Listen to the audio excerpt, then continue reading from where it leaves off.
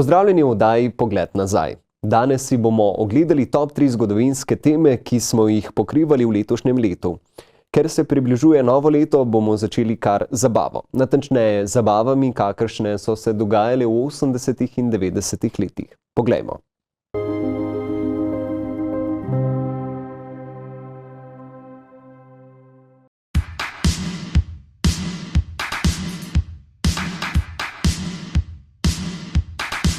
Portorož, 80. in 90. leta.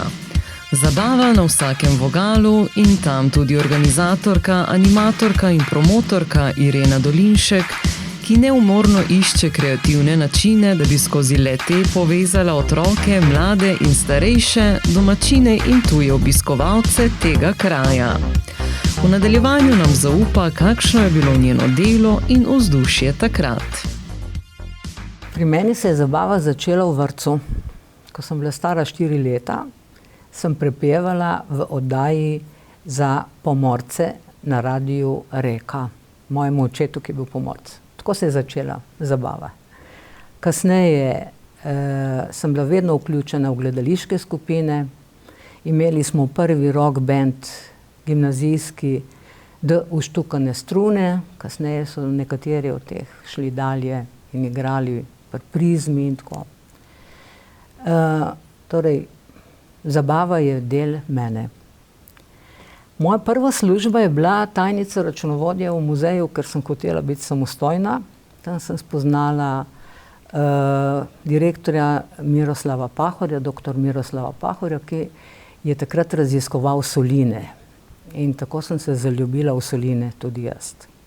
Ker je bilo to preveč dolgočasno delo, ker izkopavanja je bilo fajn, računovodstvo pa ne, sem se prijavila na tečaj za vodiče.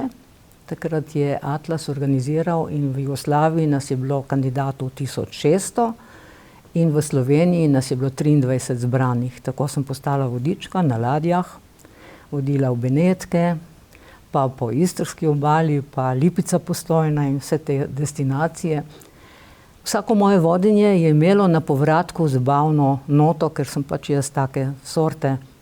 Na koncu smo se vedno zabavali in to je pripeljalo do tega, da sem pri 33 štartala delo kot animator in organizator prireditev v Tost hoteli Palace.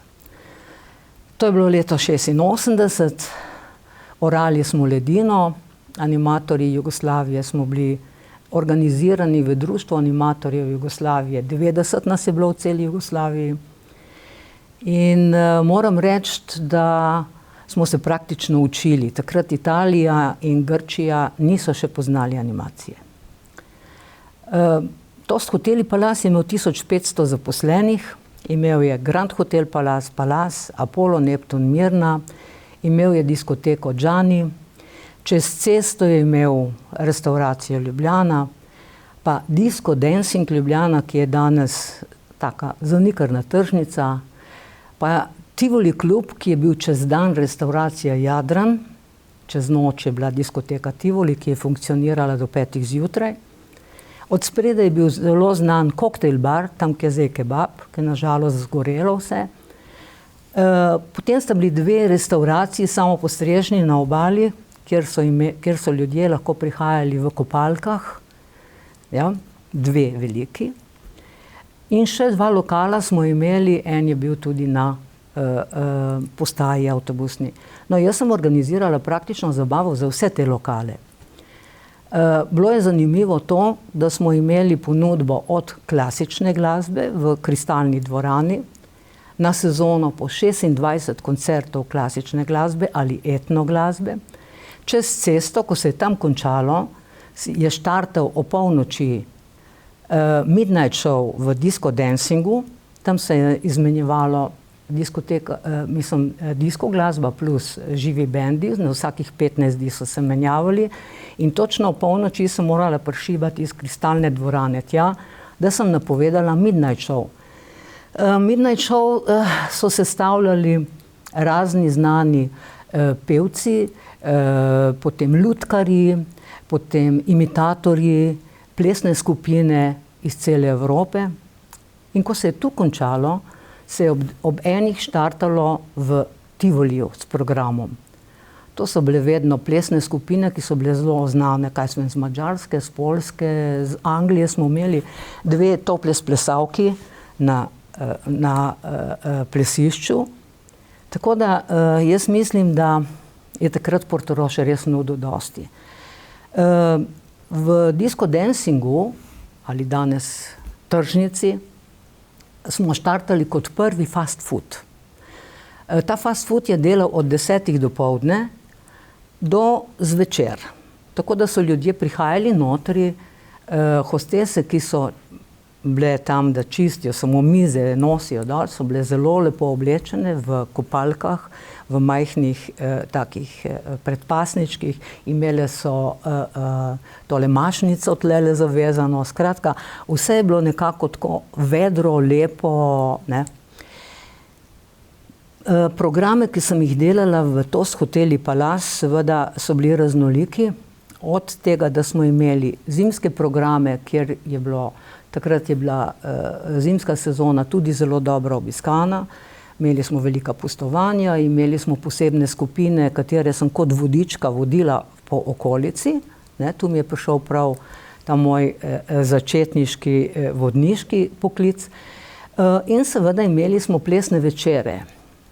Če samo naštejem, koliko izvajalcev je takrat zabavalo goste, in to ne samo poleti, ampak tudi po zimi. Imeli smo 2 one-man banda v 2 lokalih, enega pianista v Starem Palacu, v recepciji, potem smo imeli ansambl, ki je igral v Grand hotelu Palace, dol v restavraciji Ljubljana ob mesecih raznih kuhinj, kot madžarska kuhinja, italijanska kuhinja, nemška kuhinja, slovenska kuhinja. So bili taki tipični ansambli.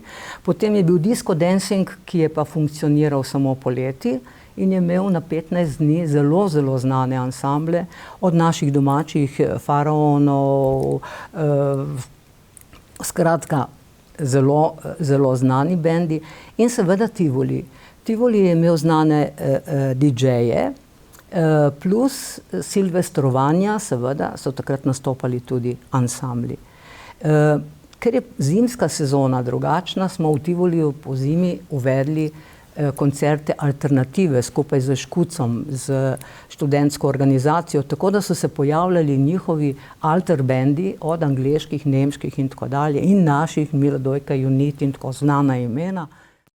Imela krasnega direktorja, ki je imel razumevanje za vse, tako da od klasične glasbe do baleta, do disko glasbe, do norih zabav je vse nekako toleriral. S tem, da sem jaz morala najti tudi sponzorje. V diskoteki Tivoli smo imeli znane četrtkove poletne karnevale. Tu so, seveda osnova so bili domačini, ker brez domačinov noben program ne more uspeti. Domačini so bili kdo? To so bili fantje, ki so delali na plaži, pa naši natakarji, recimo, ko so nehali delati. In oni so bili naši glasniki, oni so obveščali goste, danes bo žurka, četrtek, karneval. Mi smo imeli tudi svojo pralnico, likalnico in skladišča in vse odpisane materijale, ki smo jih imeli v hotelu, sem jaz kot animatorka lahko uporabila za karnevale. To so bile stare rjuhe, prti, zavese. Imeli smo takrat tudi kot hotelska hiša svojo cvetličarno, zelo znano, ne? Tako da vrtnarijo. Tako da so tudi oni delali okraske za te naše karnevale. Tako da smo bili Tahiti, pa smo bili Rimljani, pa smo bili Cigani, pa smo bili Grki, pa smo bili Turki.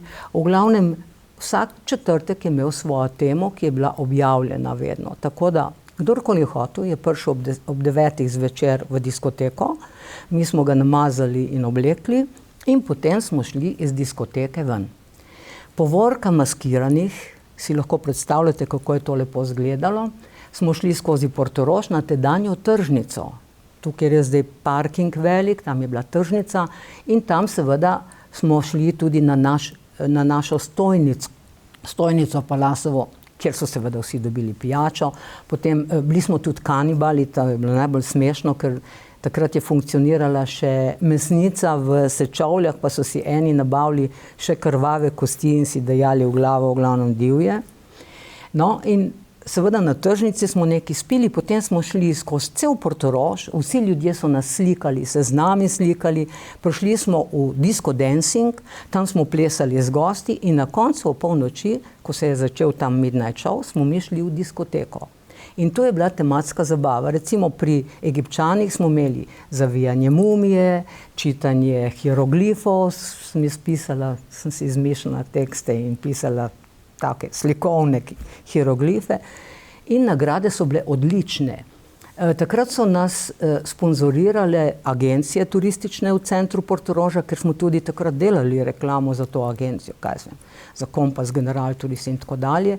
Ko pa smo imeli izbire mis in mistrov, so nas pa sponzorirali filigrani, ki jih je bilo takrat dosti.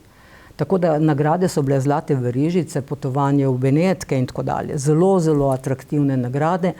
Vse kopalke smo dobili sponzorsko, takrat je bila Jugoslavija in seveda je bila Beti, pa so bile razne te tovarne, ki so delale kopalke in to, so nam dali zastonj. Torej, ena od zabav je bil ta znani Tivolijev karneval, ki se je vedno končal po zabavi, se je končal tako, da vsi maskirani smo imeli tam večerjo v Tivoliju. Zabave so se končale ob 5 zjutraj. Moje delo se je začelo ob 10 zjutraj, naslednji dan, ko sem ročno pisala na plakate, ki so bili lično izoblikovani, ampak tekste je bilo treba dodajati in lepla plakate. To je bilo moje delo. 24 tabel smo imeli po Portorožu. Jaz imam zelo bogat arhiv fotografij in ker takrat ni bilo telefončkov, smo imeli fotografe. Fotografi, ki so prišli, slikali posamezno prireditev in potem obesili na lokale naše velike panoje z temi fotografijami označenimi z številkami. In tako po vsaki prireditvi sem jaz tudi pobrala te slike, jih potem arhivirala in zato imam arhiv, datumsko vse, kaj se je vse dogajalo. Razen karnevalov smo imeli tudi tematske sredine večere, ko smo imeli tekmovanje DJ-jev. To so bili fantje, ki so prvič imeli priložnost vrteti plošče v tako lepi diskoteki, kot je bila Tivoli. Danes so zelo znani DJ-ji in še vedno, ko se srečamo, se imamo radi. Potem smo imeli surprise party ali pa acid party in tako dalje. Že takrat je bila fajn glasba. Ko smo obešali izpod stropa Tivolija velike balone ali velika vprašanja in so ljudje morali to snemati. Ob določeni uri, ko sem jaz dala signal, so morali snemati in kdor je snel takega z nagrado, je pač to dobil. Moram reči, da imam domišljijo, zmeraj sem imela domišljijo za te zabavne igre, tako da vsakič so čakali, kaj pa bo danes, in enkrat smo imeli surprise party, ko so naše orientalne plesalke prišle noter z pitoni velikimi. In pa, kaj sem vem, en drugi party je bil surf party, so prišli surfari iz plaže, takrat so bili še vodni športi na plaži. So prišli z surfi in tekmovanje med njimi je bilo, kdo več žensk spravi na surf. Tako da vedno se je vedelo, da ko priješ v Tivoli, da bo neka nora zabava. Moje počitnice na Ibizi so mi dale lekcijo, da se da tudi slikati, ker jaz rada slikam. In tako sem jaz pripeljala v Tivoli tudi Crazy Face Party. Crazy Face Party je pomenilo skoraj 200 ljudi pobarvati na vhodu, na brzino, da so prišli noter in potem smo zbirali najbolj odštekano faco. Ali pa, ker sem imela prijateljco zelo dobro frizerko, sem rekla, čuj, kaj če bi mi naredili Crazy Hair Party? In smo naredili Crazy Hair Party. Tu so mi pomagali, recimo moja hčerka je takrat bila tudi animatorka, tudi ona je pa šla vedno pomagati, ker nas je moralo biti kar več, pa razne kozmetičarke, da smo barvali to, ali pa frizerke, da so barvali lase in delali lude frizure. Kdo je bil tisti, ki je hodil zraven domačinov. Torej, domačini, ki so prihajali v Tivoli in so bili del te zgodbe, so imeli posebne zlate kartice Tivolija. Kar je pomenilo, zlata kartica, gratis vstop, kdor pride s tabo, gratis vstop in eno pijačo zastonj. Ker z nečim si moral stimulirati te ljudi. Tudi oni so čez dan delali, tako kot jaz. Med ostalim smo imeli, seveda iz Trsta, iz Hrvaške, to so bili stalni gosti, ki so sodelovali v teh naših partijih. Imeli smo celo skupino Avstrijcev, ki so se pripeljali na določene partije iz Avstrije. Potem smo imeli z severnega dela Italije, tam, kjer so te vojaške baze, so oni prihajali. Skratka, ena od takih odštekanih partijev je bil On, brez olimpijskih iger danes, ne, smo mi že takrat se preoblekli, ženske v moške, moški v ženske in smo zbirali najlepšega ono, ne. Tu je bilo smeha zaradi tega, ker tu sem tudi jaz morala posoditi mojo garderobo, ker fantje niso imeli, daj posodi, a posodiš to, posodiš ono, tako. In smo jih namazali in tako. Vse ti partiji, vse te zabave so bile popotnica za to, da so ti ljudje tudi kasneje prihajali. Tudi kasneje, ko so se zresnili in tako so prihajali. No, čez dan sem imela pa ob sredah popoldne vedno velike otroške zabave, ravno v disco dancingu, kjer so otroci prihajali, so imeli ala pokaži, kaj znaš, smo peli skupaj. Recimo faraoni so zabavali na otroških zabavah. Slavko Ivančič je zabaval na otroških zabavah. To so bili sami znani pevci in ansambli. Potem je bila Portoroška noč. Portoroška noč je pomenila, da mora biti nek kulinarični višek v Portorožu, ali je bila to najdaljša rolada, ali je bil največji koktel, ne. No in takrat sem jaz rekla, ok, jaz naredim pa največjo zabavo za otroke in sem otroke, ki so bili v pivnici, oziroma, mislim, prej je bil disco dancing, potem je bila pivnica, sem pelala potem, da smo šli vsi ala gusarčki na plažo, plesali in tako. Skratka, nekako v tistem času se je vse dalo. Vse je bilo povezano z nekim zaupanjem tvojih nadrejenih, z nekim spoštovanjem do poklicev, ker smo vsak teden smo se zbrali enkrat tedensko na kolegiju, kjer je bil direktor, vodje vseh teh lokalov, šefi, in smo se zmenili. Danes bo tu, jutri bo tam, tako da so vsi vedeli, ni bilo treba ne GSM-ov, ni bilo treba ne mailov.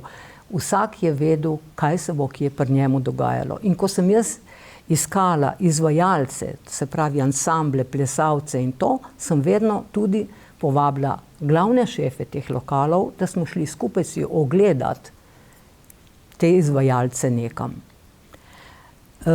Moram reči, da smo imeli tudi prireditve, ki se niso nikdar več ponovile v Evropi.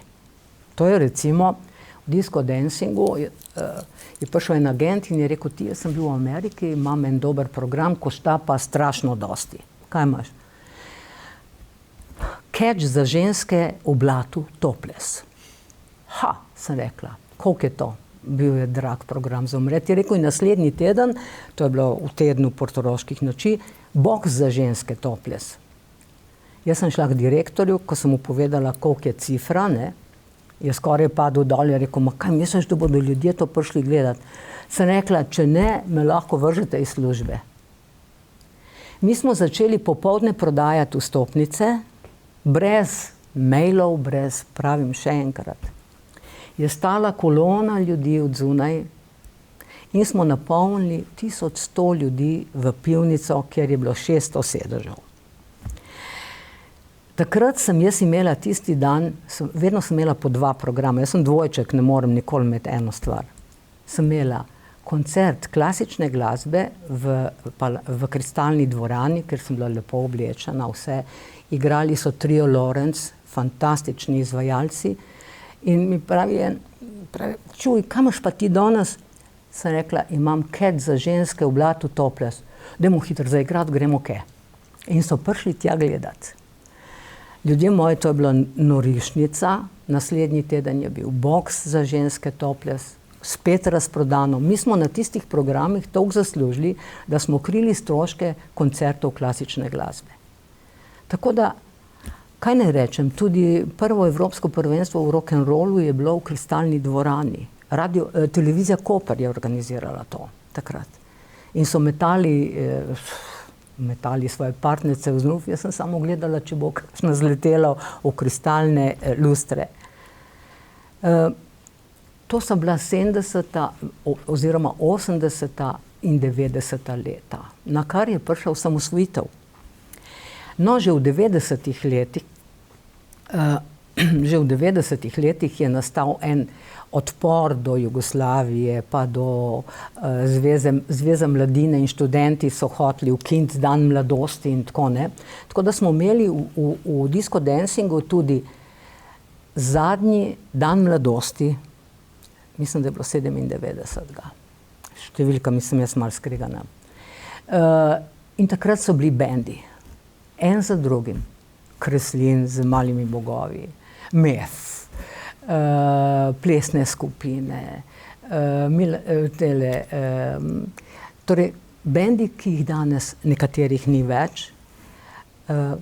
Jaz vem, da sem vodila prireditev, bilo je noro in takrat so išle tudi posebne značke in vse, no in potem se je dan mladosti nehal praznovati. In prišla je osamosvojitev. Osamosvojitev je prinesla en šok za turizem. Jaz sem bila prvič fraj v juliju mesecu.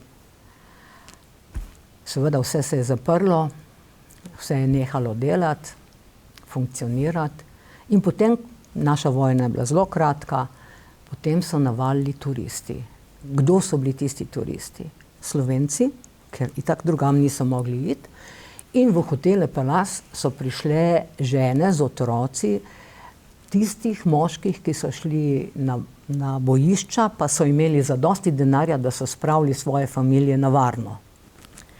Moja animacija se je spremenila, tudi mojih kolegov iz turizma. Mi smo imeli največje terme, recimo, ki niso imeli komu več ponujati svojih storitev.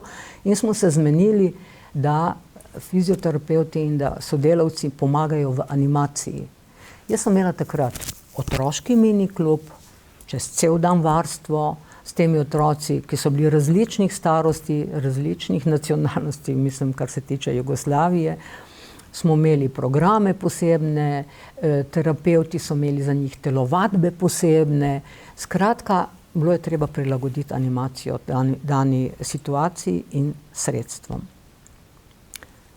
Končala je borba povsod po Jugoslaviji. In gostje so se začeli vračati v Slovenijo, seveda v manjšem številu. In takrat je bilo obdobje, ko sem jaz malo zamenjala službo. Šla sem iz hotelov Palace v Bernardin, kjer sem delala samo 6 mesecev, ker nekako z direktorjem nisva prišla skupaj. Jaz sem pa taka, če mene nadrejeni ne razume, kaj hočem delati, nimam tam kaj početi. In sem po 6 mesecih, v katerih sem naredila kar velike programe z revijo Jana, z revijo Naša žena,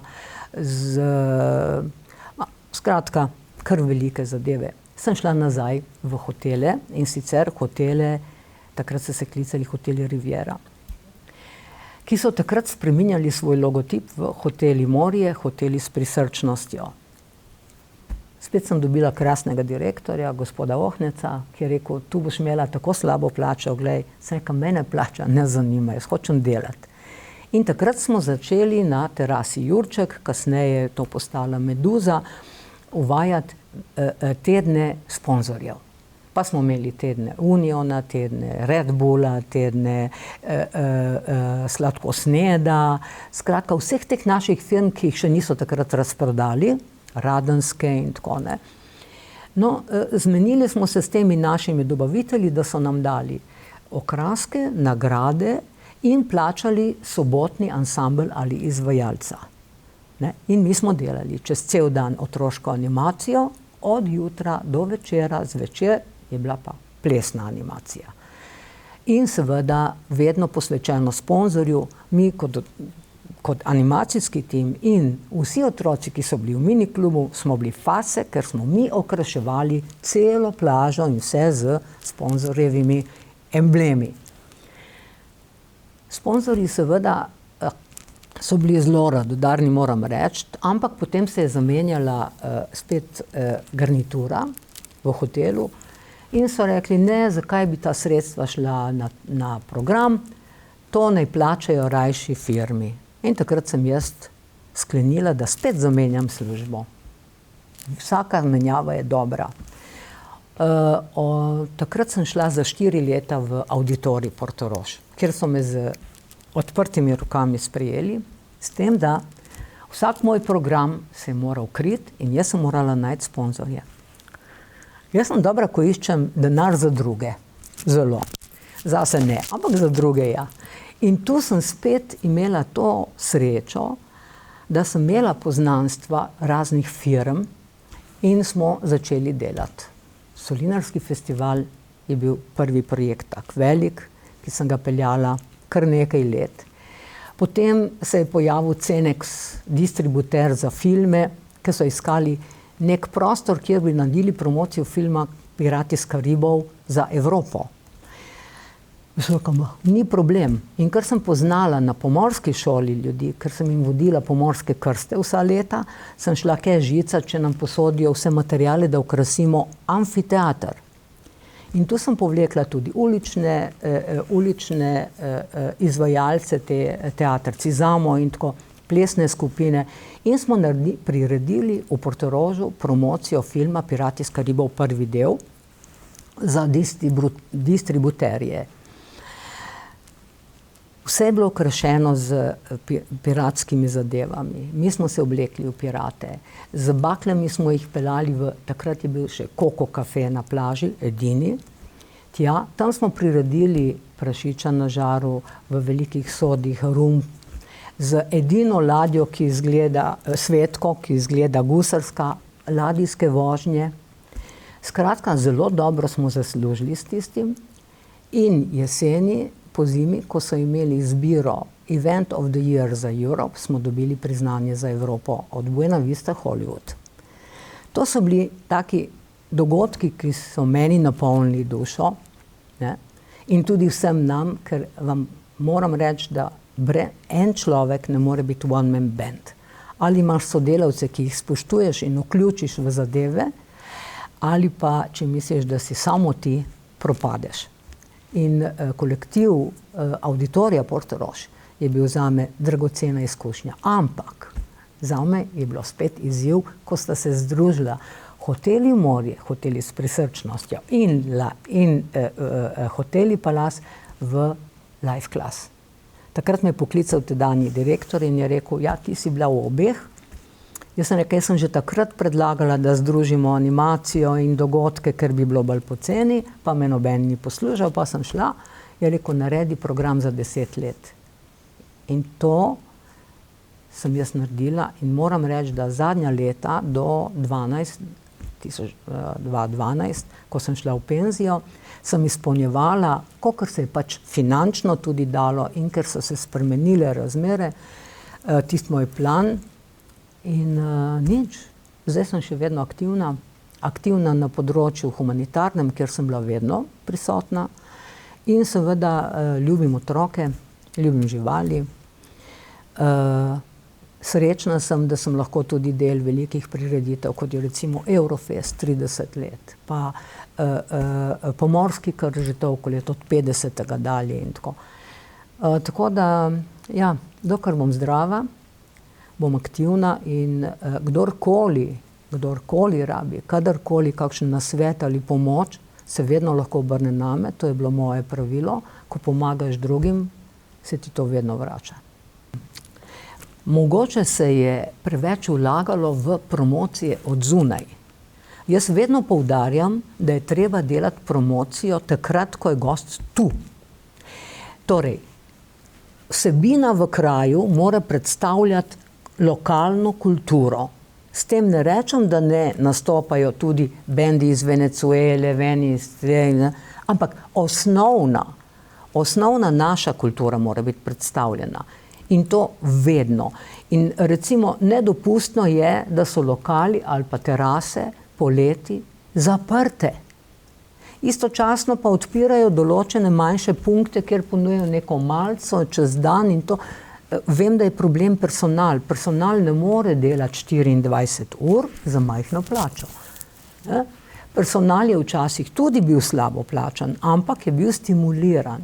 Stimuliran na ta način, da recimo, ko smo mi imeli razne prireditve promocijske, prve promocijske materiale je dobil personal, da je bil nagrajen, ker je bil del te promocije. Turist kot tak želi doživeti lokalno okolje in mene najbolj moti to, da mi takrat ne ponujamo v osrednjem delu Portoroža naše bende spet, naše bende, naše mlade izvajalce. Pred 2 leti smo imeli, jaz sem jih predstavljala in vem, jaz sem ostala odprtih ust, ker so morali izvajati seveda svoje avtorska dela in to. Ampak to je naša kultura. Naša folklora ne more biti samo na eni terasi, mora biti v centru Portoroža, mora se sprehajati skozi. Naša društva so zelo bogata, poglejte tudi Ambotovce. Jaz sem tudi članica Roze Klementine, ki se sprehajamo po Portorožu in tako, ne. Ko gost pride, njemu se mora dogajati zunaj in mora imeti plesno glasbo. Ne en večer, 2 večera, pa ne vem, latino, samo latino večer ali pa salsa in tako. Z vsem spoštovanjem, tudi mi smo imeli te večere, ampak terase morajo delati.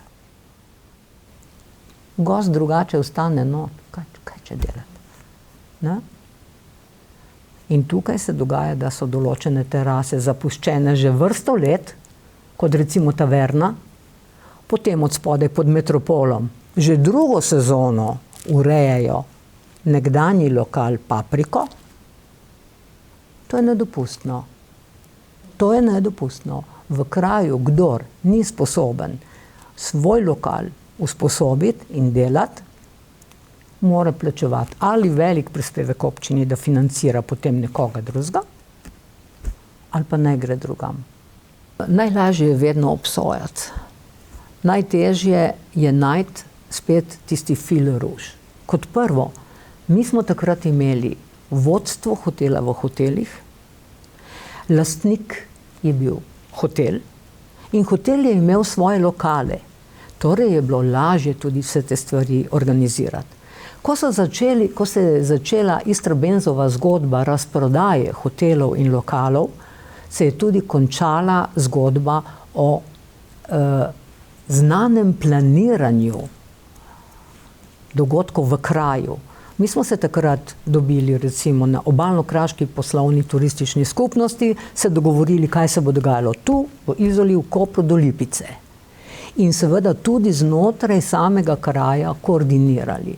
Vsa ta koordinacija je nekje en delček padla potem na Auditorij, ki je tudi v bistvu nekako poleg turističnega združenja, in to so delali takole skupaj z občino, kreiral in usklajeval dogodke. Danes je to težje, ker je lastnik ni tu.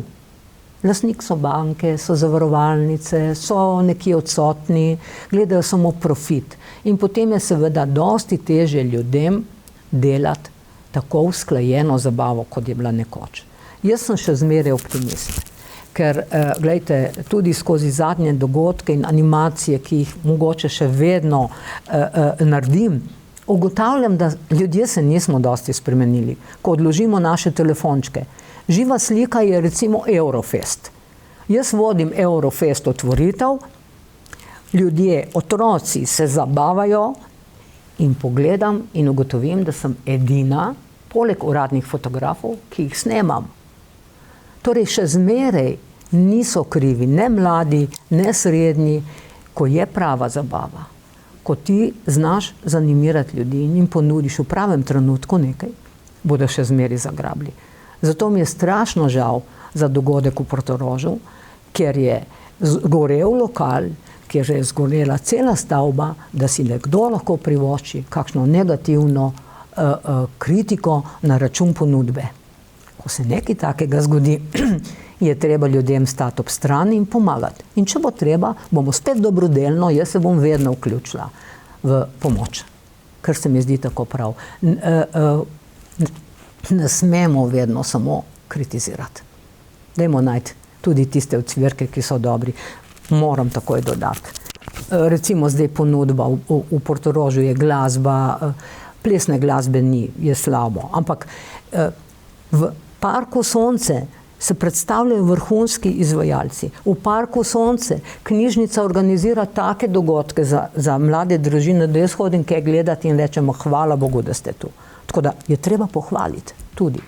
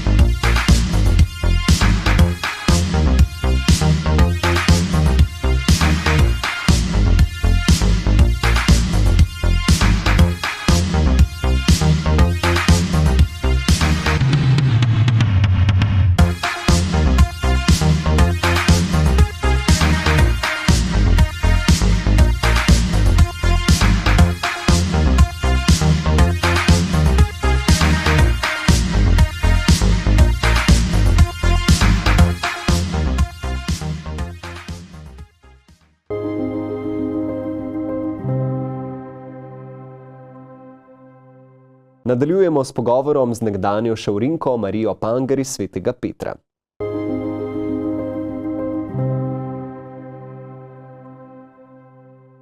Jaz prihajam iz Svetega Petra na Dragonjo.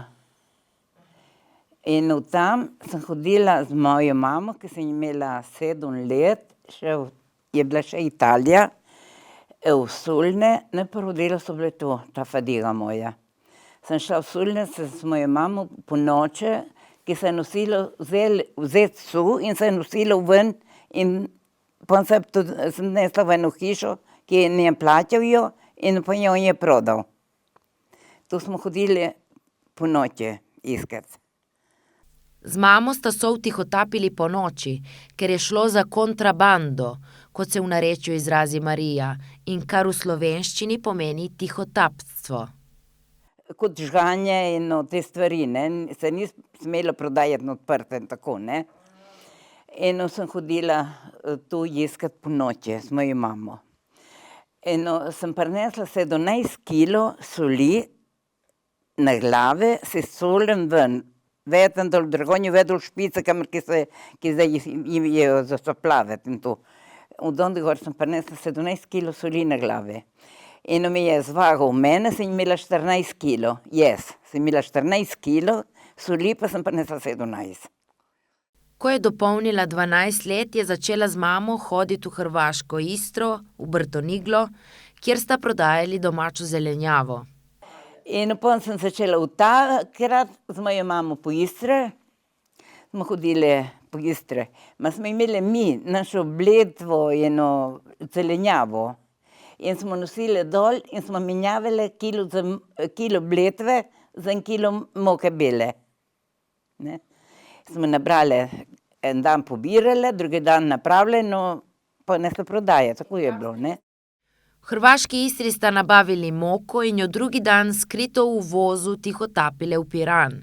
Spominja se, da sta jo zamenjali za tešare oziroma neke vrste bone, saj so veliko poslovale tudi z blagovno menjavo. Ne za denar, za menjavo za moko. Ne? In smo prinesli, dajmo okrog 50 kilo moka, tako. In pa mi stric je naredil drva, je sekal polene, ne, in vzdel lepo in je stavil zdolene od uza, ki se držijo kule, je dal to moko in zgoraj je zložil ta drva. In smo pa jale drugi dan v Piran. Skrili, ki moha je bila enka kontrabando dela to, ne. In smo dali ene trgovci in ta trgovci je dal tešare. Tešare, veš, so bile ene bone in so imeli ene kvadratje. In v trku kvadratju za 1 kilo moke je strigo, trku kvadratju tega, ne.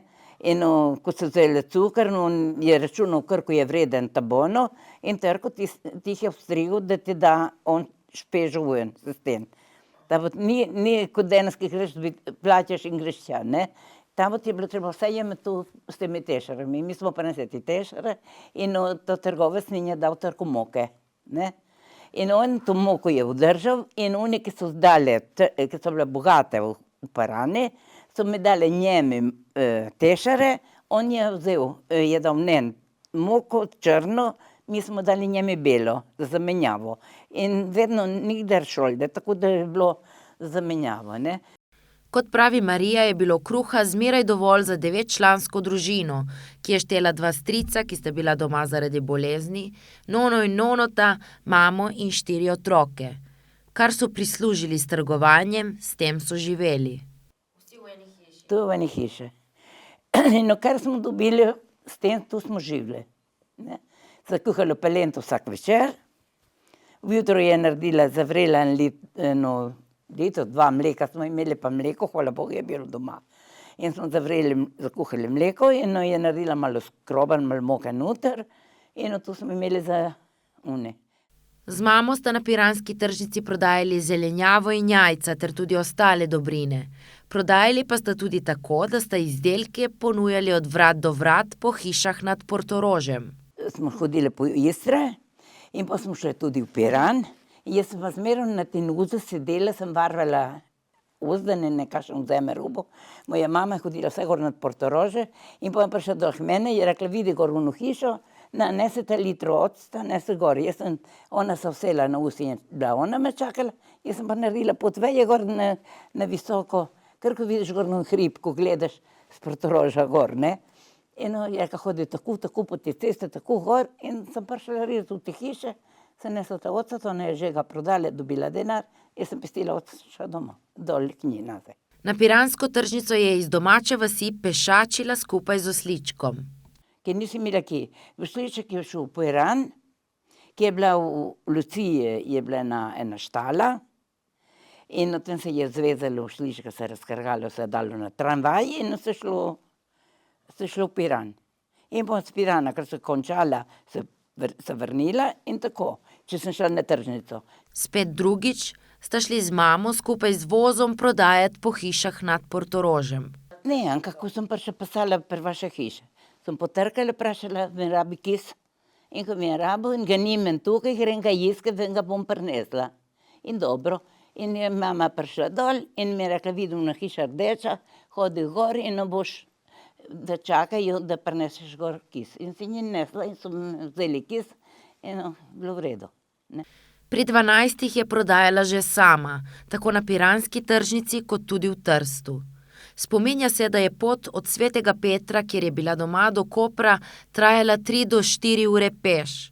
V Kopru se je vkrcala na parnik ali vapor, kot mu v narečju reče Marija, do Trsta. Sem šla s plenjerom, anka sama v Dume, anka v Trst sem prišla sama, ponj je več velika. V Trst sem hodila 10-12 let, sem šla, je bil vapor lete, smo hodili Sveti Peter, Nova Vas, Marje, dol po peš in prišli v Koper. In te sem šla na vapor, še ne sama, so bile moja teta, ena druga soseda, smo še v 4-5 skupaj, ne. In pa smo prišli v Trst in tu smo prodali, v Trsti so mi ne vzeli. Na pomolu v Trstu so jih že čakale trgovke, tako da se je prodaja začela že tam. Ne, ti prideš na pomol in onda so čakale trgovke. In staviš ven, kar je tojega na tvoj kup, in prije trgovke, kar ko je, kaj imaš, imaš že zvagano, ker im listek je gor od ne, in vzemejo košaro in te dajo v njen listek. In s tem listkom prideš k njen, čez par ur, kadar ki je, in te vrnijo košaro in te vrnijo denar. Na pot proti Trstu se je vedno podala skupaj v družbi z ostalimi šavrinkami. Najprej so šle peš do Kopra in se tam ukrcale na parnik in to na palubo, saj je bila tako vozovnica cenejša. Vozovnico so namreč mogle plačati tako za osebo, kot tudi za tovor. Šavrinke iz piranskega podeželja so ladje zaradi večje oddaljenosti od Trsta še bolj uporabljale kot tiste iz koprskega. Šavrinke iz Svetega Petra pa so se za večje tovore vkrcale na ladjo že kar v Sečovljah. V zbirki Šavrinka zapiše Terčon. Tako se spominja tudi Marija. Na pot so šli skupaj, da ponoči, greš ponoči, ne. In smo prišli dol, kamor je zdaj Lidl letel v Kopru, je začela delati višta, se je začelo daneti. Je bilo še zima, po zimi, ne, zimski cajt. Eno pa pomalo smo prišli les, eno na vapor in v Trst. In nesli gor, dobile nič, par dinarjev in to naledemo, kaj češ.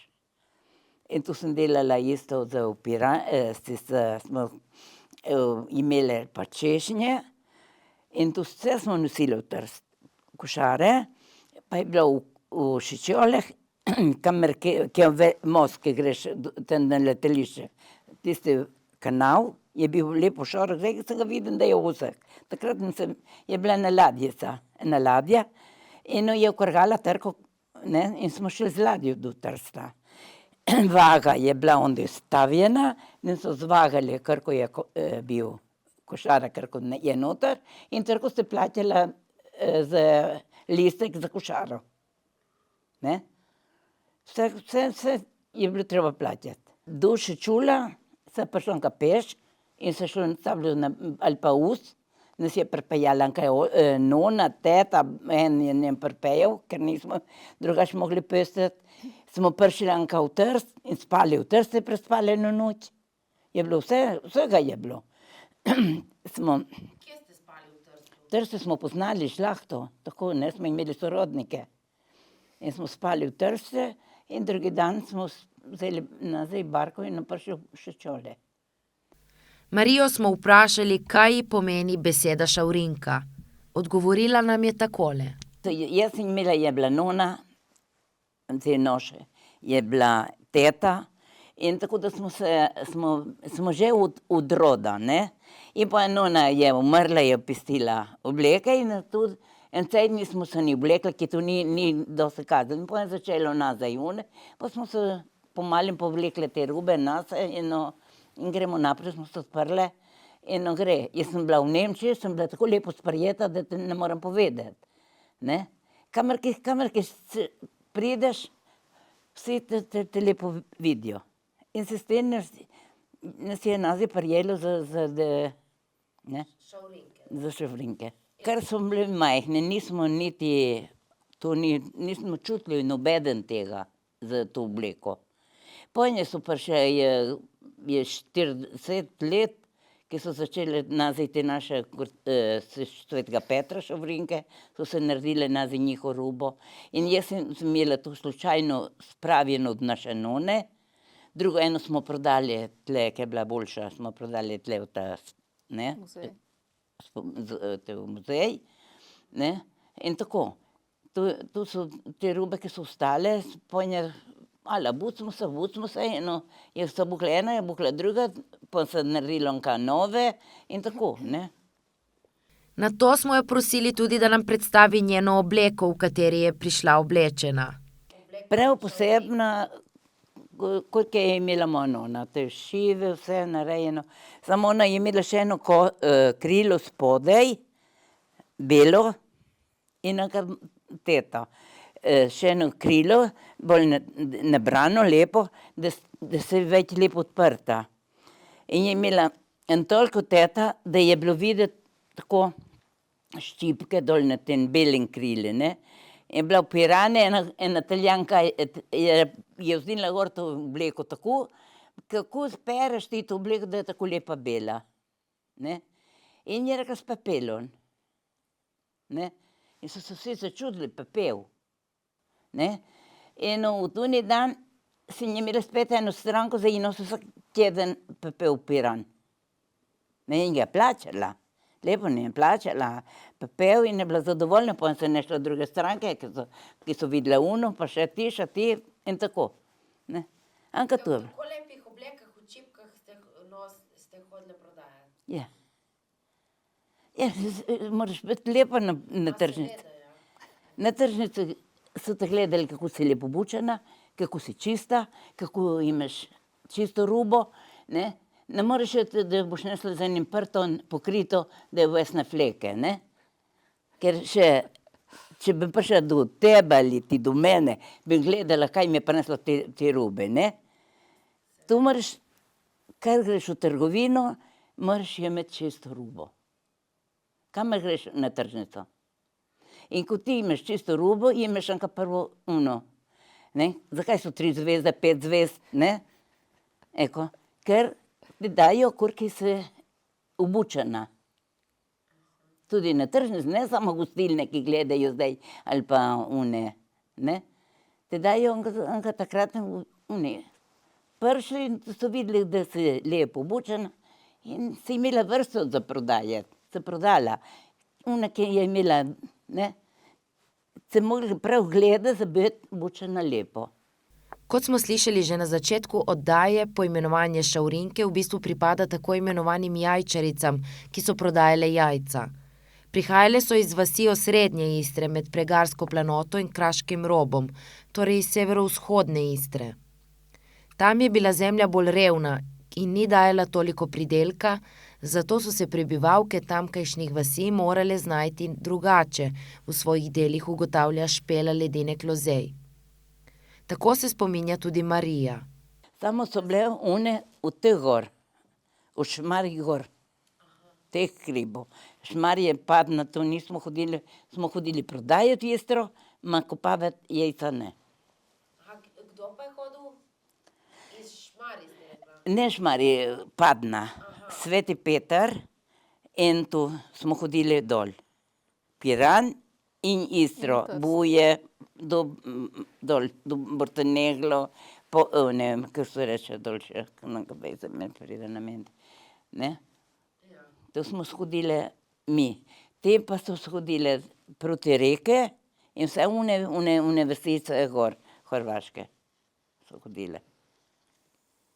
Ma so hodile te, od Trušklje, no, te gor, ki so te žene. Kubet, ja, ne so hodile pa na Hrvaško, ma to stran. Ne pa Bulje, Borteneglo, Poreč, do Poreča smo šle mi, ne, več napred ne. Marija je bila najstarejša hči v družini in tudi edina, ki je šla delat, namesto da bi hodila v šolo, tako kot njeni bratje in sestre. Od 12 let sem res bila samostojna. Sama hodila. Ja.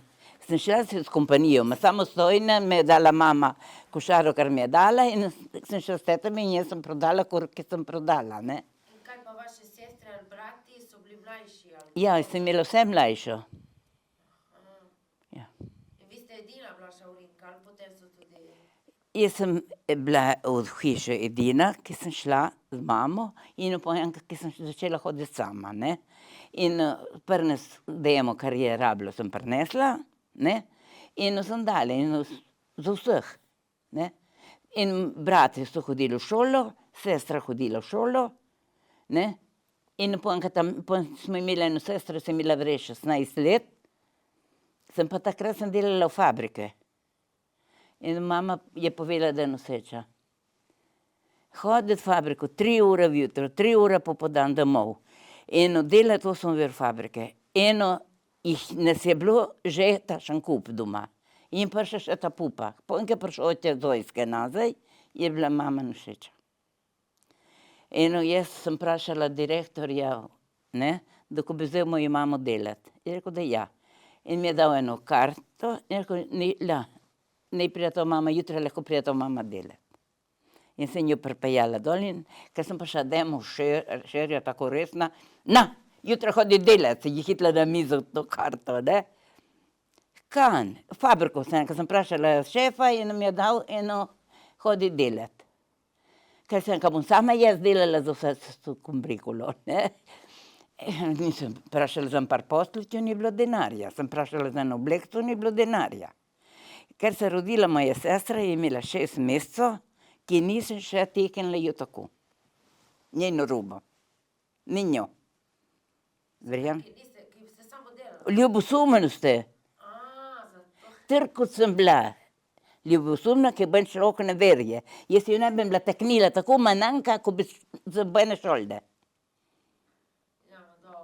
Ja, potem, ko je začela,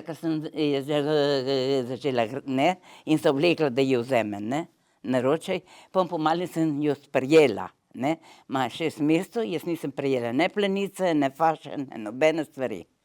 Nisem jo tiknila. In potem sem jo sprejela, in ko sem jo sprejela, ko sem kupila zame eno obleko, sem kupila ga zanjo, ko sem kupila čevlje zanjo, in drugi so vsi naredili šolo, jaz ne. Jaz sem se navadila, kar sem se navadila z njo, kar sem se navadila s temi drugimi, pa sem imela še one 2 udune hčere, ki mi jih je prinesla mičkene, so spet hodili v vrtec in šolo, in tako pomalo sem, ne, se randjan zame, ne. Ma ne, da bi rekla, da mi da še eno dna prečitaj, tu ne bom prečitala, ki ne, mi se tja 2 dan, ne, pomalo, pogledam časopis, pogledam ognjišče, pogledam več stvari, tako te revije, ne, ma ne, da ki sem pridna, da bi rekla, ne, tako je. Ma zakaj nisi hodila v školo? A? Zakaj nisi hodila v školo? Ker škola je bila, ne? Je bila škola. Ma ni bila zate. Kaj je ratalo? Če sem mogla mami pomagati, ne. Ja, in kako ste to, In ni bila obvezna šola? Obvezna, seveda, so hodili zmeraj iskat fantiče, da jih je poslal 2, da me gre iskat. Sem bila na uzu sedela, ker je prišel, nas so prišli iskat otroci, ki jih je poslal učitelj, ne, na dom, in jaz sem se veliko sela na uzu in v Piran z mamo. In res, je rekla mama, res, da je šla v Piran. In po njej je, moja mama je poznala enega zdravnika, ki smo vedno nosili, ne, in tako, in mi je dala mene eno boršo, mi je dala ne vem, kaj je bilo, boce, olje, ko je bilo žganje, kaj je bilo, je rekla, na, nesi tu, te in te, in povedi, da kad vse, ne. In sem prišla in se nekaj je tu je dala mama, ne. In on mi je dal eno karto in rekel, tu nesi učitelj v školo. In vsa vesela, ki mi je dal, da nisem sposobna za šolo. Zdaj bi ji dala eno klofuto, ne, ta bo sem bila zadovoljna, ne, ker nikoli da gre v šolo. Na vprašanje, kaj ji je najbolj ostalo v spominu iz svoje mladosti, odgovarja naslednje. Ma vsega je bilo. Potem sem hodila v Bulje, na tržnico, ker sem hodila že v fabriko. Ni bilo dela v fabrike. Jaz sem se napravila košaro jabolk, ki smo imeli en nasad jabolk, in sem se ga napravila, sem kako grem v fabriko. Ko ne grem v Bulje, ne sem prodati to. 28 kil na glave, dragonje na glavo in v Bulje, prej se ustaviti. Ker sem prišla v Bulje, sem imela ušesa vedel na rameh. Tako sem imela, ki nisem mogla, sem trda. In potem so mi sosede ordnale, ti prines mi kilori, sem kupila 10 kilo sardel. Za nazaj sem imela nazaj 10 kilo zanesla v košari demo. In sem zvagala sardele, 11 sardel 1 kilo. So bile lepe, velike, kot škombre skoraj. Ja, kot so zdaj škombre. Ne? In 10 sem jih dala, kamor sem jih prodala, 10 za 1 kilo. Ne? In mi je ostala 1 po kile, da sem imela za večerjo, da smo imeli vsak eno. Vidiš, tako je bilo. Kot pove Marija, se na poti raje ni ustavljala.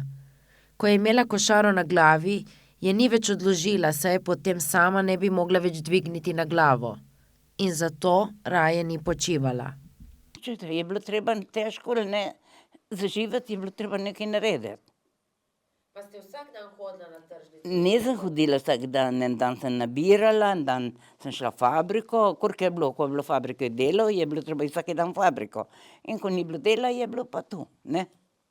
Zanimalo me je, če ji je bilo kdaj težko in ali je ni zelo bolelo, ko je tako polno in težko košaro nosila na glavi.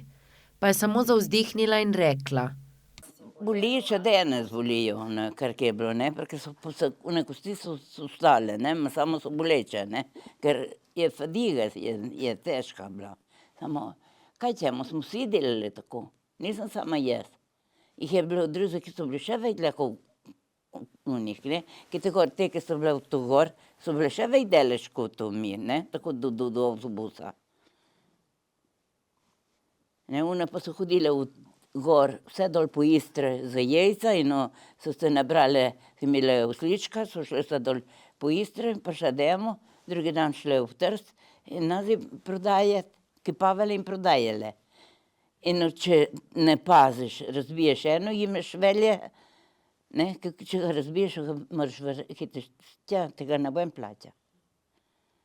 In tu vse moraš paziti in delati lepo manjero in vse tako.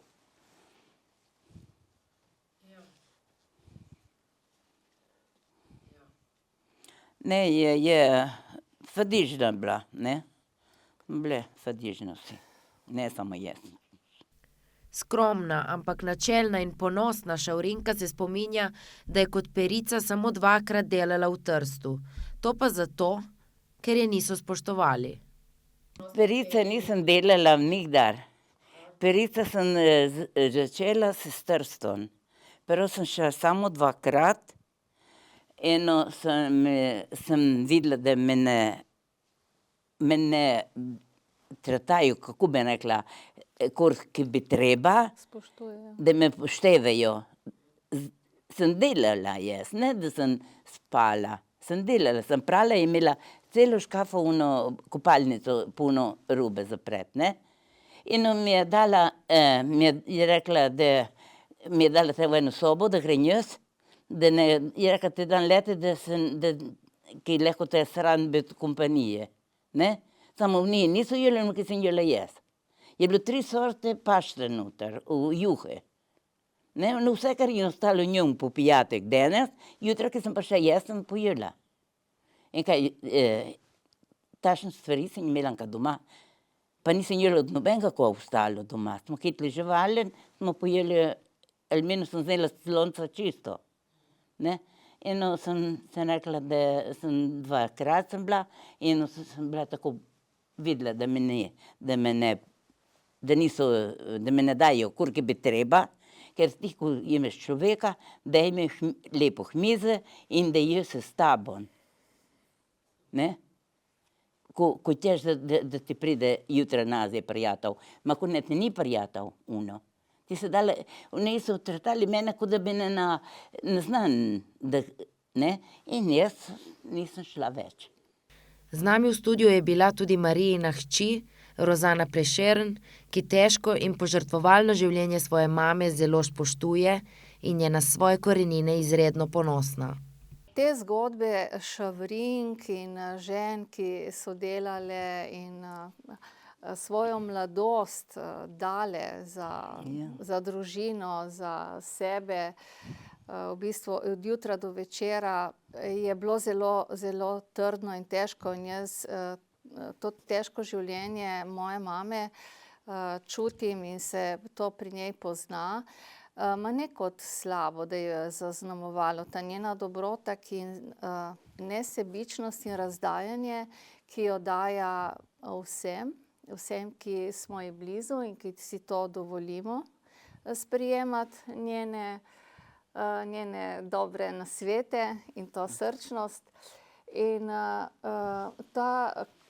ta kultura, v bistvu ta dediščina Šavrink je, jaz čutim to pripadnost in naše društvo, turistično in kulturno društvo Špržin deluje že 15 let in tudi ona je bila pobudnica tega društva, ker izhaja iz Šavrink, namreč Tonini hiši je ona tudi živela in oni postelji od tete Tone tudi spala in tam v tisti sliki smo, tudi jaz sem kot otrok, majhna punčka tam v tem muzeju. Tako da je meni, sem ponosna, ko lahko tako obleko oblečem, kaj povem po domače in da se ta dediščina ohrani, da se pove in da se go šraja po domače, pove tudi kakšen recept in to z veseljem povem, zapišem in predajam naprej. In mi tudi zelo lepo sodelujemo z osnovno šolo v Kortah, ki je Tam je Ana Dobrinčič, ki tudi skrbi, da prenaša to dediščino na otroke, in pripravljamo razne dogodke in ja, jaz sem res ponosna, da sem del teh koreninic. Rozana pravi, da te življenje zaznamuje. In tako je tudi njo zaznamovalo življenje njene mame, ki, kot pravi, skrbi za vse ljudi tega sveta, razen zase. Življenje te zaznamuje, ne? In ta Šavrinka tle, ki je zdaj tukaj, taka bo in se... Umrla, ma ne bom tako nas je nabijala. tudi navadila, da smo taki. Jaz mislim, da je nekaj, kar zraseš gor na vzgledu staršev. Ne. In mati je delala, ona je delala, jaz delam in ni nam nič težko, ne. To, kar pač delaš, ne pričakuješ, da boš dobil neko plačilo, ampak imaš eno srčno zadovoljstvo. In kot je rekla, da ni prav, da te ogoljufajo ali prinesejo okoli, takrat zgubiš zaupanje ljudi, prijateljstvo in ni več, ne. Ker če si ti pošten, pričakuješ tudi od drugih to. In to je tisto... Je prav tako, ne? Tako, ja. In tako smo spoznali čisto pravo Šavrinko. Srčno, darežljivo in pokončno. Tisto, ki je vedno skrbela za druge in se borila za preživetje. Tisto, ki je kljub težkemu življenju ohranila iskrico v očeh vse do danes.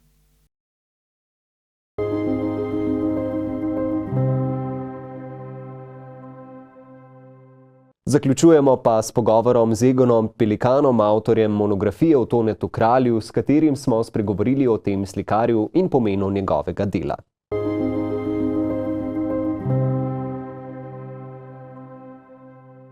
Dr. Pelikan, pozdravljam v naši oddaji Pogled nazaj. Danes smo pogovarjali o Tonetu Kralju in njegovem delu. Če lahko začnemo kar s prvim vprašanjem, kdo se nekje bil Tonet Kralj? Ja, najprej hvala lepa za vabilo v studio, hvala lepa za to možnost, da o tem govoriva. Zdaj, kdo je bil Tonet Kralj? Lahko bi me presenetilo vprašanje. Tonet Kralj je bil slovenski slikar, iz Dolenjske sicer, iz Zagorice, vidim Dobre Polje, ali Zagorice, to je še vedno sporno, kako se naglasi. In rojen leta 1975, pokojni. In v tem svojem življenju naredil en cel kup enih fenomenov. Lahko pa rečemo, da kot ugotavljajo umetnostni zgodovinarji, na primer Igor Krajnc, da lahko merimo domet slovenskega ekspresionizma na delu obeh bratov Toneta in Franceta Kralja. Kar pa je še posebej zanimivo, je to, da je naredil nekaj, kar na svetu v globalnem merilu ni nikjer opaziti bilo. Skratka, narisal je etnično mejo od Svetih Višarij do Trsta, kar nima noben narod na tem svetu, in to v času največje diktature fašizma, potem diktature v času Adriatiškega Küstenlanda in potem tudi po drugi svetovni vojni ni nehal s svojimi provokacijami. Skratka, bil je ena zelo zanimiva oseba, zelo zanimiva figura, ki je pustil en tak trajen spomin znotraj cerkvenih poslikav, kot rečeno, v katerih je izrisal to slovensko etnično mejo. Kje se pa najdete njegove poslikave? Je to Dolenjska, je to Primorska, domnevam, da je na to, da je bilo v času fašizma? Seveda, od Višarij do Trsta, pravim, torej ob Soči. Skratka, tam, kjer so krščanski socialci, njegovi kolegi in prijatelji, Engelbert Besednjak, Virgil Šček in še vrsta drugih ljudi, smatrali, da bi ta meja morala potekati. Pa smo spet pri vprašanju priključitve, pridružitve, združitve, vrnitve in tako naprej, ne. Vsekakor je bil problem v tem, da meje tam ni bilo, zato je problem vrnitve je problem kam, ne? Ker seveda priključitve k Jugoslaviji, ti ključno z Tonetom Kraljem, krščanski socialci, kamor ga lahko idejno, ideološko usmerimo, uvrstimo, so bili pravzaprav Jugoslovani po nekaj sili razmer. Vedeli so, da se lahko priključitev Primorske k matici, kot so temu govorili, ne, temu rekli, to pomeni k Dravski banovini, ne, k kraljevini Jugoslaviji. Lahko zgodi samo v kontekstu nekih širših, večjih sprememb, za kar so bili Slovenci premajhna etnija, da bi sami to lahko izvedli, izpeljali kakorkoli. In so se zanašali na to, da bo to, pričakovali so to, da bo to doseženo s pomočjo kraljevine Jugoslavije. V kakšni logiki pa je on zarisal to mejo? Na kaj se je skliceval, da je zarisal? Mejo je narisal tam, kjer so predpostavljali ti krščanski socialci, da je to večinski del naseljen z Slovenci, slovensko večinsko prebivalstvo, pri čemer so pri mestih seveda uporabljali koncept zaledja, ne mesta, kajti mestna središča marsikatera so bila italijanska seveda, tudi Koper, Izola, Piran, enkrat sem o tem napisal eno knjižico, prav na podlagi teh štetij, ki jih je ta duhovščina združena v tajni organizaciji Zbor svečenikov svetega Pavla in krščansko-socialni organizaciji, izvedla ta štetja, in tam se vidi, recimo, da je Koper in ta mesta so v jedru povsem italijanska. In ne nazadnje tudi Trst je imel 60 000 Slovencev po štetju leta 1910. Vendar je imel tudi 170 000 Italijanov, tako da Trst ni bil nikoli slovenski. Plus še bi morali upoštevati enih približno ocena 50 000 Regnikolov, to je tistih, ki niso imeli državljanstva in bivališča, ampak so iz Italije prihajali na delo v Trst. Zaledje pa je bilo povsem slovensko, okoli in okoli. To je ta sistem teh obkoljenih mest, kot Gorica, kot Trst, ki so pač nekje na sredini in prevajajo to slovensko identiteto. Socialni vzpon je pomenil tudi nacionalno spremembo, prilagoditev, zato imamo seveda, kot je rekel pokojni Sala Teodore, profesor na Trstu, je rekel, basta vedere i cimiteri. Poglejte in boste videli, da je vse, kar je v bistvu večinoma slovanskega izvora, ki se pa seveda spreminja. Nacionalni družbeni vzpon pogojuje tudi nacionalno prilagoditev, se pravi italijanizacijo. In zato tudi taka reakcija potem, ko se začne ta proces ustavljati s slovenskimi društvi, duhovščino, organizacijami nacionalnimi v Trstu in drugod, je začela se pojavljati nevarnost, da bi mogoče to lahko privedlo do ene slovanske, hrvaško-slovenske večine. In to je seveda potem začetek vseh teh nacionalnih spopadov, ki se v Trstu končajo s požigom Narodnega doma oziroma kulminirajo, če tako rečem, ne končajo, pač se ne. Kaj je njegova drznost pravzaprav, njegove slikarstvo? Fenomen Toneta Kralja je v teh cerkvenih poslikavah je v tem, da je slikal in lokal v času diktature, se pravi v času, ko je tukaj operacion Reinhardt, ko pridejo Globočnik in njegova ekipa, Höfle in drugi, da so ti ljudje pač tukaj seveda te razstrelamente, te hajke, požige, zločine uganjali, govorimo o času Adriatiškega Kustenlanda leta 43 do 45, jeseni 43, In da Tone Kralj to riše. Tone Kralj riše pogubljene Mussolinija, Hitlerja, skratka kot neke zlobneže, kot neke pošasti. In jih riše v času, ko okoli njega poteka ta vojna. Riše tudi vojno, recimo v Lokem na Krasu, ker je požig brkinskih vasi in tako naprej. Skratka, riše nenehno v izpostavljeni drži. Tako da jaz tukaj vidim eno posebno skrivnost tega človeka, da je moral nenehno, če tako rečem, nagajati, nekako biti proti. Ker ko je prišlo po koncu druge svetovne vojne do diktature, logično, seveda, kot vemo, je bil to kopija sovjetskega sistema prvih 10 let, si je privoščil risati tudi Jovanko in Tita v cerkvi v Vrtojbi. Recimo, za kar je vedel samo on in lokalni župnik, in potem se je počasi to razvedlo v bistvu šele pozneje in po osamosvojitvi. Že v 80-ih je bil kakšen članek na to temo v Tržaškem Pikolu. Ampak v bistvu je pa to počel sistematsko pod fašizmom, pod nacizmom in nazadnje pod diktaturo, ki jo je tudi narisal. Ne. Podobo Tita in Jovankov kot dve našopirjeni figuri, ne, ki se pojavita na sliki med pogubljenimi, seveda, ne, med pogubljenimi, to je treba omeniti. Podobno je z sliko, ki je nosilna slika, ker so tudi panelne slike. Ne. Panelne slike so zdaj na razstavi v muzeju v Kopru. Drugi teden imamo eno predavanje na to temo, ki bi približno podobno pojasnilo ta fenomen. Tudi tam si je privoščil naslikati na hrbtni strani, na prednji strani imamo sliko streljanja talcev, na hrbtni strani imamo državljansko vojno. Mislim, on je neke vrste naracije, ne samo biblijskih motivov, tudi naracije sploh, slikal kot sporočilo, včasih celo kot strip, kot vsakemu razumljiv. Ne? In recimo na drugi strani streljanja talcev, ne, ki je nastala po motivu streljanja talcev, ki je sledil umoru Bana Natlačena v Ljubljani, na drugi strani pa državljanska vojna, kjer nastopajo komunisti, domobranci, liberalci v areni, ki jo opazuje Mussolini, ne, in seveda ima spodaj pripisov Kruha in iger, ne vem, če je to naslov, po mojem niti to ni naslov slike.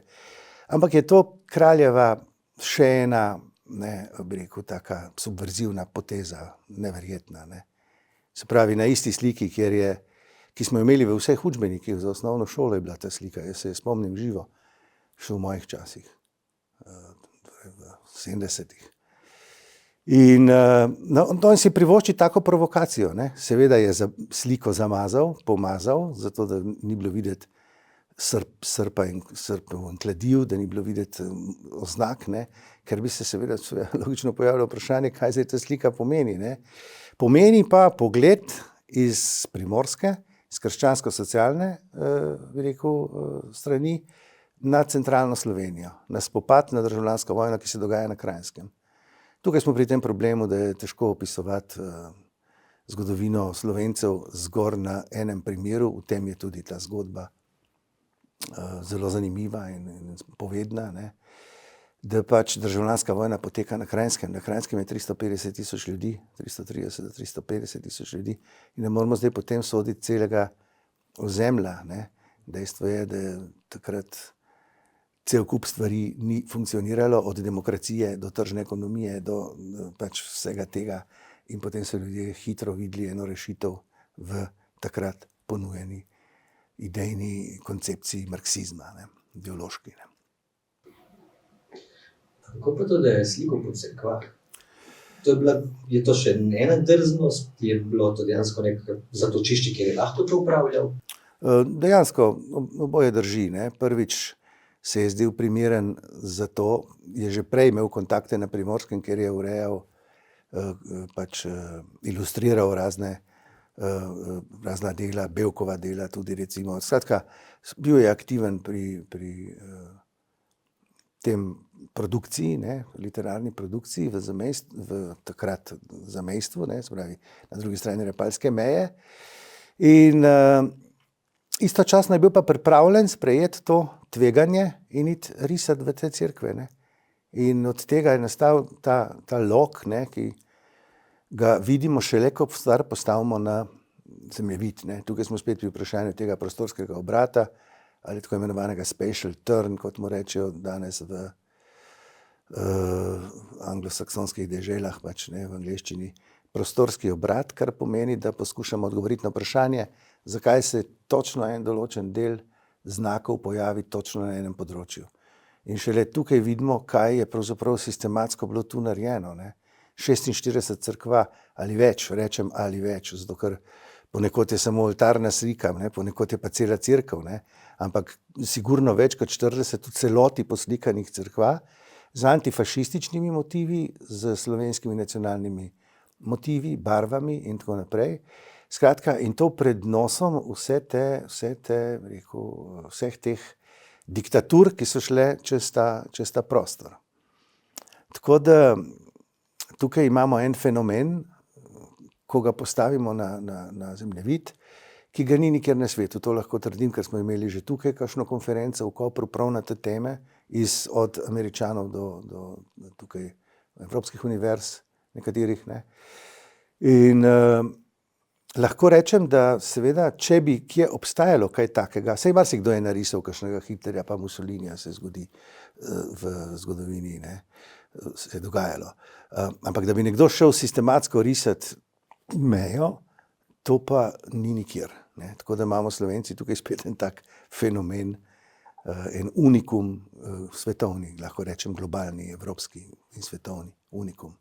Zato tudi te knjige, ne, pač italijanščini, prevod je šel v italijanščini, šel je v nemščini, šel je pri zelo znani evropski založbi Peter Lang v Oxfordu. In lahko bi še, bi rekel, kar naprej objavljal to, ker kamorkoli bi sem prišel za to idejo, sem takoj dobil odprta vrata, ne. Tako da za nemško izdajo, za italijansko izdajo je iniciativa sploh prišla z italijanske strani iz inštituta in tako naprej. Tako da sem se sam nekoliko naveličal tega prezentiranja kralja v različnih jezikih. Bi ga pa seveda lahko kar naprej, ker kdorkoli pade v to zgodbo, praktično je toliko neverjetna, da takoj pritegne in seveda jo je možno potem plasirati. Ja. Kako to, da je v čas fašizma, preganjanja Slovencev, to nekaj risal po cerkvah in ostal živ, nedotaknjen? Kaj je bila taka tiha zarota krščanskih socialistov, da so ostali tiho, čeprav so vedeli, da so te slike gor? Očitno ga nikoli nihče ni neposredno izdal. Enkrat je v Lokvi prišla ena karabinjerska patrulja in so vprašali, kaj se zdaj tukaj te barve dogaja, da so to slovanske barve in tako naprej, ne, in Virgil Šček, ki je bil takrat zraven, in Anton Požar, ne vem kdo je, eden je rekel, il pittore è un po' matto, pač slikar je pač norček in Tone Kralj se je režal z odra, ker vedno se je režal, ko je bil v zadregi in režal se je res, kot da bi bil malo premaknen. In potem so šli, so stvar pustili tako. Drugače pa je dejansko eno vprašanje, na katero nimam odgovora. Na to temo smo naredili tudi film z Markom Radmilovičem, ki traja več kot 1 uro, in tudi angleško verzijo. Predstavili smo jo tudi v Frankfurtu, na knjižnem sejmu. Tako na knjižnem sejmu, kot posebej v Frankfurtskem muzeju, kjer smo vrteli film in imeli potem pogovor. In potem o tem fenomenu je poročalo tudi nemško časopise, Frankfurter Allgemeine Zeitung, pa Neue Zürcher Zeitung, pa radijske postaje, ne, tako da je tega cel kup tega odmeva bilo na ta fenomen. Vsekakor, na eni strani je aktualno to, da danes govorimo o več antifašizmih, ne. Ni monopol antifašizma samo monopol levih strank ali pa če hočete komunistične partije, ne. Vse bolj se Neville Copsey, cela vrsta drugih zgodovinarjev angleških, ne, se ukvarja s tem, da se tudi desni antifašizem pač tukaj kaže, ne. Gotovo, da je, če uporabljam to oznako levo, desno, kolikor je sploh aktualna, ampak dobro, tukaj je antifašizem duhovščine, ki je seveda spojen z iredentizmom, ne, s slovenskim iredentizmom. To je čas nacionalizacije vsega in vseh, ne, to je zelo nacionalno zelo čas, ki je zelo definiran z nacionalnostjo, ne, ta duhovščina nekako se prepoznava v tej nacionalni ideji in potem seveda ni slučajno, da je vodstvo teh tajne krščansko-socialne organizacije in zbora svečenikov svetega Pavla vabilo Toneta Kralja, točno ti ljudje, isti ljudje so to, ne, ki ga vabijo slikati v te primorske cerkve. En dejstvo je tudi to, da je takrat bilo veliko cerkva tudi porušenih ob Soški fronti, ne, in tam je prišlo do obnove in potem do prostora, ampak ni pa zgolj to. Teh je morda 7-8, vse ostalo je pa slikano iz čiste te iniciative. Ideološke markacije prostora, označiti prostor z antifašizmom in slovenskim iredentizmom, ker mu lahko tako rečemo, ker je šlo za priključitev, ne, ponovno, za iredentizem.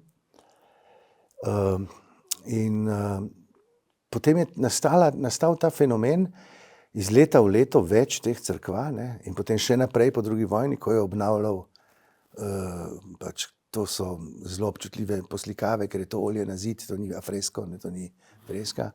In je treba to stalno znova obnavljati. Ne.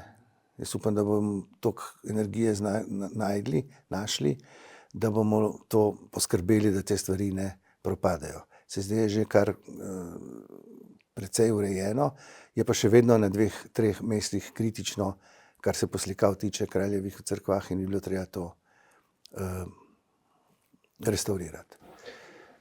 Zdaj verjamem, da je težko, ampak katere poslikavi pa bi izpostavil? Kot tiste res... Ja, zelo težko, ne, bi rekel zdaj, da bi se odločil. Ne. Seveda, najbolj izrazito, najbolj tudi, kadar me prosijo za kakšno vodstvo po cerkvah, se odločim za slivje, lokev in hrenovice. To so poslikave, kjer je največ ideologije, če tako rečem, ne. Zdaj ponavadi so rekli, da več ideologije, manj umetnosti, ne. Ampak dobro, to so neverjetne poslikave. Zdaj sem imel društvo novinarjev nemških, 14, in niso mogli verjeti, ker so pričakovali, ko so tudi v knjigi gledali to, da bodo to neke sličice, ne, da bo to neka reč tam na zidu skrita, ne. In potem so zagledali te kvadrature, ne, te 3x5 metrov poslikava, hrenovice, ne, Mussolini, z jasno prepoznavni drži, z obraznimi potezami, grimaso in tako naprej. Ne. In tako je nekako uspel prav zaradi te popolne predrznosti očitno, da se nihče ni zavedal, da se tukaj nekaj dogaja, da se dogaja ena zgodba, da je sistematična, da je načrtna. No in zato je ta zapuščina, bi rekel, takole zanimiva in vredna za ta slovenski prostor. Kaj pa tudi v času komunizma, ko je risal pač diktaturo pa državljansko vojno, to je bilo tudi vse tako tajno, mislim, ni prišlo ven? Absolutno, če bi to se razvedlo, če bi nekdo povedal, da sta tam Tito in Jovanka in da se da to dokazati, kot je Jože Pirjevec takoj prepoznal prstan na Titovi roki, zanimivo, ne? Diamanten, ki je bil darilo Stalina Titu in se je Tito s tem rad postavljal. Seveda, če bi ga takrat dobili, bi zagotovo imel težke posledice, ne. Najmanj kar je, bi tako kot njegov brat v kakšni odročni vasici učil likovni pouk, če bi mu dovolili, ampak ne verjamem, da bi mu dovolili tako eksistenco, če bi se norčeval iz figure, kot sta bila takrat Tito in Jovanka. In preseneča me kako to, da ni prišlo ven dejansko, da so uspeli ohraniti to tajnost toliko časa. Mislim, to je precej. Ker če pogledamo Bazoviške junake, nekdo je izdal verjetno. Ja, zdaj zakaj? To je ključno vprašanje, ki ga vedno znova dobivam, tako da ste čisto v trendu. Ker vsak to vpraša, ker je logično, kako je mogoče, ne? Sej jabi nekdo ali v pijanosti izblebetal, nikoli niso vedeli, kdo je zdaj ovaduh v neki vaški skupnosti ali kjerkoli, ne. In tako da ne moramo tukaj zdaj najti, jaz odgovora tukaj ne najdem, ne. Saj vam pravim, da je slika visela tudi v Muzeju novejše zgodovine, ne. Je bila tam, je bilo treba samo obrniti, ne, to so s fotografom obrnila. Poklical sem direktorico, sem rekel, glej, tukaj je državljansko vojno. Pravi, ja, saj sem vedela, da je nekaj zadaj, ne, ampak niso pa vedeli, kaj je zadaj. Zdaj trdijo, da so vedeli, kaj je zadaj. Ampak to bi pomenilo, da so 80 let imeli sliko na zidu brez jo tematizirati, ali pa vsaj 30 let po osamosvojitvi, bi bil skrajen čas, da bi jo tematizirali. No, nazadnje, zdaj so jo očistili, ker jo je kralj očitno sam pomazal, tako da je prikril, kar je bilo za prikrit. In zdaj je nosilna slika te razstave Kruha in iger, ne, ima naslov. Ne. In vsekakor zelo zanimiva epizoda tudi tukaj, ne. Se pravi, on je za nos vodil to OVRO, italijansko tajno policijo, Adriatisch Küstenland v času nacistične okupacije, isto, in potem še kar naprej. Tako da... Ampak ni pa sodeloval v bojih konkretno, nikoli? Ne, problem, torej seveda, on je bil pacifist slovenski nacionalist, ampak predvsem pacifist.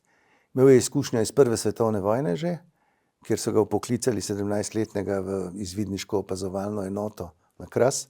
Tam je videl, kaj je zdaj to, ne, vojna. Na sliki Bratje, ki je zelo podobna in je motivno zelo blizu tudi motivu v državljanski vojni, tele Kruha, poimenovani zdaj Kruha in Iger, ne vem, koliko je to ustrezno, ampak tam so se spopadali Čehi, ne? Na avstrijski strani, na strani Avstro-Ogrske in na strani pač prostovoljci na strani Italije. Tako da tam, zato ima ta slika naslov Bratje, ki je to sem tudi reprodukcijo v knjigo pač dal. Tako da je bil po svojem prepričanju pacifist, bil je, kot rečeno, krščanski socialec, ne? Krščanski socialec za razliko od krščanskih socialistov. Na Primorskem se idejna vprašanja niso razvijala, ne? Niso vedeli, da je papež Pij XI sploh prepovedal rabo krščanski socialisti, ker socializem ne gre skupaj s krščanskom, ne? Tako njegova dikcija v okrožnici Quadragesimo anno leta 1931 v 92, 94 in 96 členu, če smo zelo natančni. In tam je videti, da je spolje pa prevod še zaostril Aleš Ušeničnik. Ampak dobro, gre za to, da krščanski socialci so pač obsojali državljansko vojno, niso pa bili v situaciji, da bi bili deležni. Mi lahko govorimo na Primorskem o elementih državljanske vojne, gotovo, o prevzemu oblasti, gotovo. Ne moramo pa govoriti o tem, kar državljanski vojni, kar se je dogajalo na Kranjskem. Ne, imeli so izkušnjo z Italijo, pač konec koncev s tako diktaturo, da so bili verjetno precej bolj enotni kot.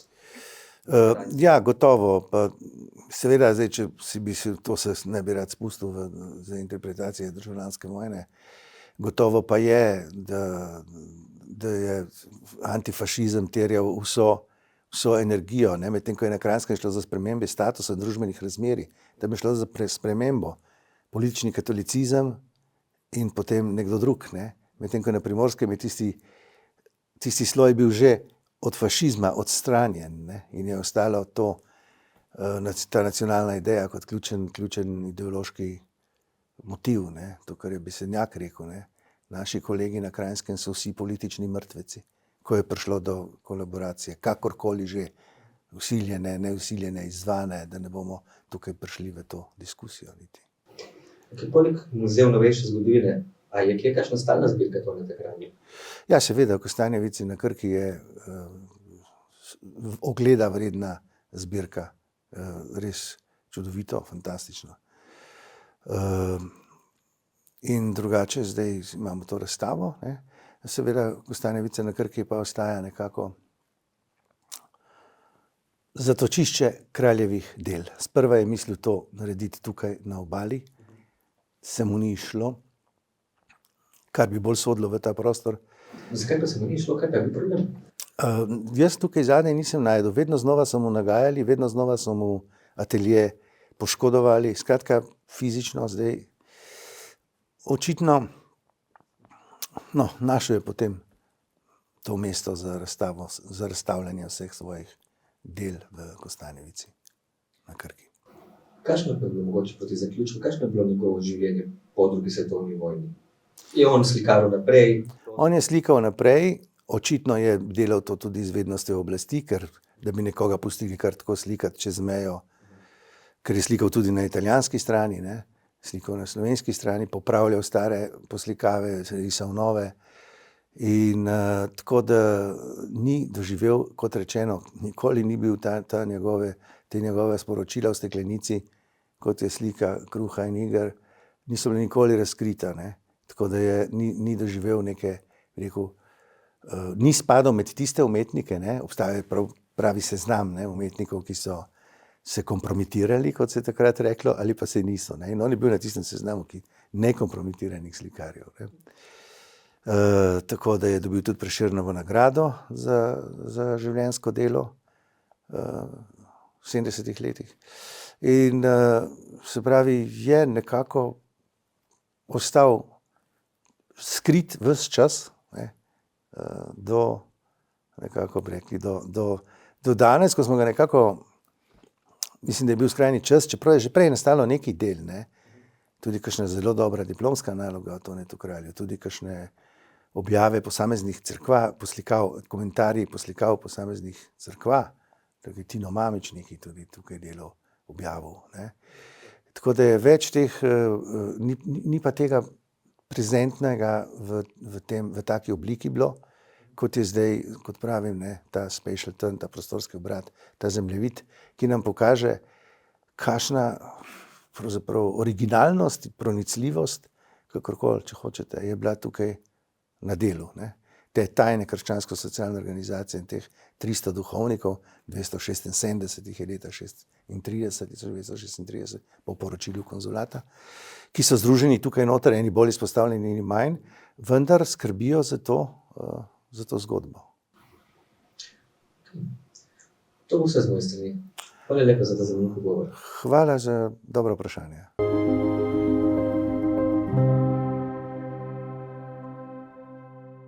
To je bilo za danes vse. Hvala za ogled in srečno.